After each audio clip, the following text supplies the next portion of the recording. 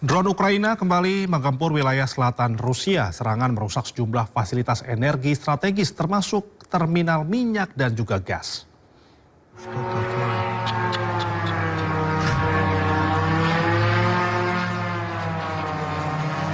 Militer Ukraina dan Dinas Keamanan Ukraina mengonfirmasi bahwa drone mereka menyerang sejumlah target di Rusia. Serangan menargetkan fasilitas minyak dan gas di wilayah Krasnodar serta fasilitas pengolahan dan pompa minyak di wilayah Volgograd. Salah satu target utama adalah terminal dan menghantam 5 tangki bahan bakar serta 2 fasilitas bongkar muat minyak. Serangan memicu kebakaran di area penyimpanan dan depot transportasi kargo. 1 orang dilaporkan tewas dalam serangan Ukraina ke Rusia tersebut.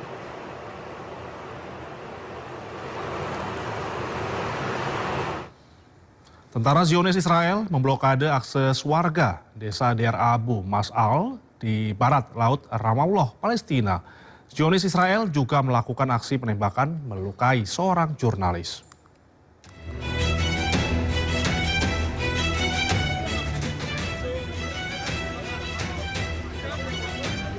Tentara Zionis Israel membatasi akses warga desa Deir Abu Mas'al di barat laut Ramallah, Palestina.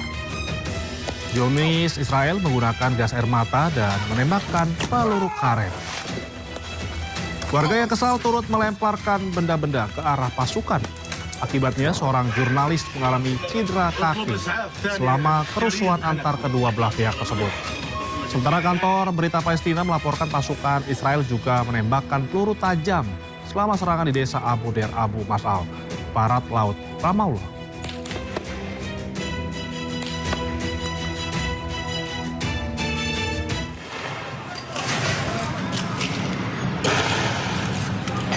Sementara itu pasukan militer Israel menembakkan gas air mata di kota Al-Bireh di tepi barat Palestina.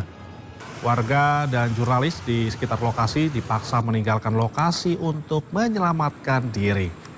Kota Al-Bireh tepi barat Gaza kini berada di bawah invasi militer Israel. Padahal Al-Bireh yang merupakan ibu kota administratif Ramallah tercatat sebagai bagian dari Palestina.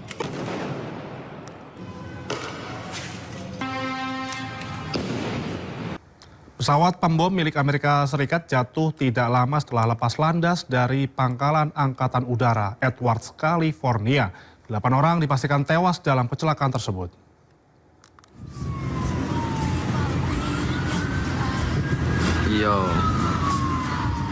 Pesawat pembom milik Amerika Serikat B-52 Stratofortress jatuh dan meledak di Pangkalan Angkatan Udara Edwards, California, Amerika Serikat, Senin pagi waktu setempat. Pesawat jatuh tidak lama setelah lepas landas saat misi uji coba rutin program modernisasi radar. Otoritas Pangkalan Angkatan Udara Edwards memastikan 8 orang tewas dalam kecelakaan ini. Pangkalan Angkatan Udara Edwards masih menyelidiki penyebab jatuhnya pesawat tersebut. Usai kecelakaan, pangkalan telah dibuka kembali meski pejabat setempat menghentikan operasional hingga hari Selasa. 1 orang tewas akibat kecelakaan pesawat di Jalan Bebas Hambatan Laredo, Texas, Amerika Serikat. Penyelamatan korban berlangsung dramatis.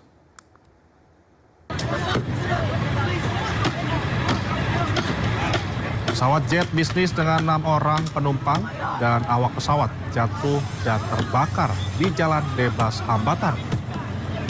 Kobaran api membesar membuat pengemudi kendaraan yang melintas berhenti dan meninggalkan kendaraan mereka. Para pengendara berusaha menolong dan memecahkan kaca dan membuka paksa pintu pesawat. Belum diketahui apa penyebab kecelakaan, namun diduga karena kegagalan mesin.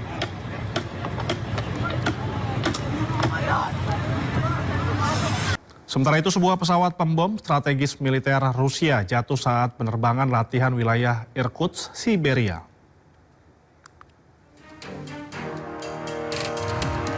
Jatuhnya pesawat pembom strategis Rusia Tu-22M3 jatuh ke tanah di desa Kamenka, diikuti kepulan asap tebal yang membumbung tinggi dari lokasi jatuhnya pesawat. Juga kecelakaan pesawat akibat kegagalan mesin. Terkait insiden tersebut, keempat awak kapal berhasil melontarkan diri dengan selamat. Pesawat pembom supersonik era Soviet ini telah digunakan Rusia dalam operasi tempur di Suriah dan juga Ukraina.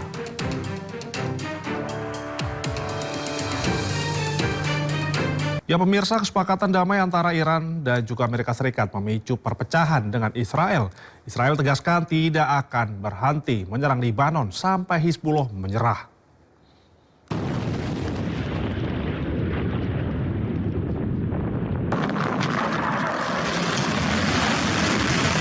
Perang antara Israel, Amerika Serikat, dan Iran memasuki tahap akhir. Kesepakatan damai akan ditandatangani pada Jumat mendatang. Amerika Serikat pun meminta Israel untuk tak lagi menyerang Iran dan Lebanon. Namun, kesepakatan ini memicu perpecahan dengan Israel. טוב, הנשיא טראמפ ואני מכירים אחד את השני הרבה שנים. הוא נשיא ארצות הברית, אני ראש ממשלת ישראל. אנחנו הרבה פעמים רואים עין בעין, ויש גם מקרים שאנחנו רואים פחות עין בעין. אני אחראי לאינטרסים הביטחוניים של ישראל, אני עומד עליהם, ואני רוצה להגיד לך איך עומדים עליהם. צריך לעמוד עליהם, לא בהתלהמות, לעשות את זה בתבונה, וזה דורש הרבה ניסיון והרבה תבונה, והרבה היכרות עם הזירה האמריקנית. צהריים טובים. למדינת ישראל אסור לקבל את הפסקת האש בין ארצות הברית לאיראן. אנחנו חייבים לפעול מתוך תודעה ברורה ובלתי מתפשרת. ביטחון אזרחי מדינת ישראל מעל הכל. מדינה ריבונית אינה קבלן ביצוע של שום מעצמה. היא אינה מחויבת להסכמים שסותמים את הגולל על היכולת שלה להגן על העם שלה. Israel pun hingga kini terus menyerang Lebanon.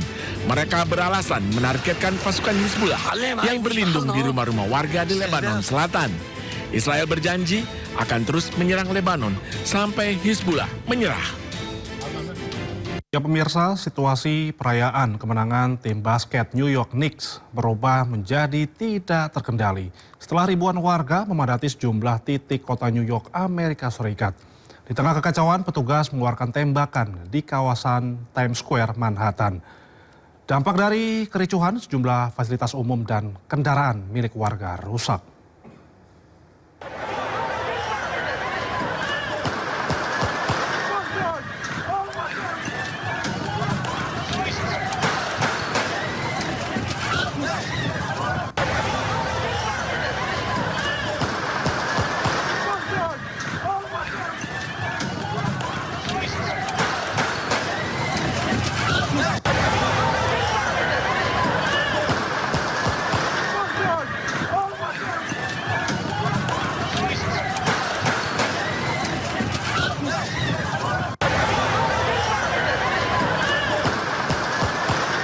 Inilah situasi perayaan kemenangan tim basket New York Knicks berubah menjadi tidak terkendali setelah ribuan warga memadati sejumlah titik kota New York, Amerika Serikat. Di tengah kekacauan, petugas mengeluarkan tembakan di kawasan Times Square, Manhattan. Dampak dari kericuhan, sejumlah fasilitas umum dan kendaraan milik warga rusak.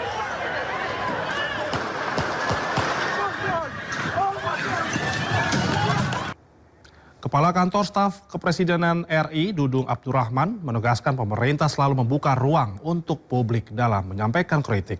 Dudung juga meminta masyarakat agar bisa membedakan kritik yang konstruktif dengan tindakan provokasi. Indonesia tumbuh dari sejarah panjang, luka yang dalam, air mata, pengorbanan, dan darah pendiri bangsa. Kita pernah tercabik oleh pemberontakan PKI, DITII, RMS, G30 PKI, dan berbagai gerakan yang ingin mengoyak merah putih dari dada bangsa ini. Kita juga pernah terkoyak oleh konflik komunalistik hingga berbagai peristiwa sosial politik di Papua dan daerah lainnya. Di sana hati nurani bangsa pernah diuji.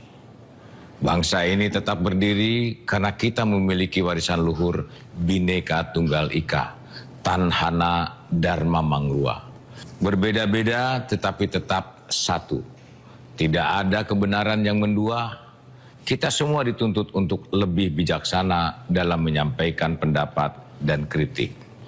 Pemerintah selalu membuka ruang untuk masyarakat menyampaikan pendapat termasuk kritik.